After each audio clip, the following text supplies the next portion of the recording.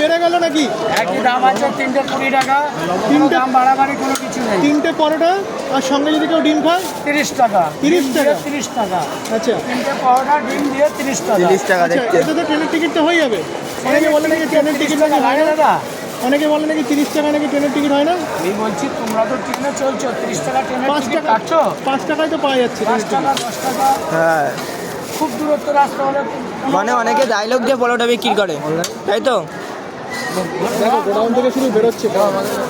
কোনটা গো গোডাউন কোনটা দাদা? গোডাউন এই যে কটার সময় এসছে আজকে সাবিতা? 6টা নাগাদ আসে, 6টায় দোকান লাগায়। দেখো সাবিতার বিখ্যাত পরোটা। দেখো সাবিতার বিখ্যাত পরোটা। 6:30 সময় লেগে যায়। দেখো 7:30 সময় লেগে যায়। সকালে হ্যাঁ সকালে ওই 6টা নাগাদ লাগে। পুরো দেখো সাবিতার বিখ্যাত পরোটা। আছো খেয়ে দেখো কেমন লাগে, ঠিক আছে? আর ভিডিওটা এই পর্যন্ত। ভিডিওটা যদি ভালো লেগে থাকে তাহলে একটা চ্যানেল সাবস্ক্রাইব করতে ভুলবেন না। দেখা হচ্ছে পরের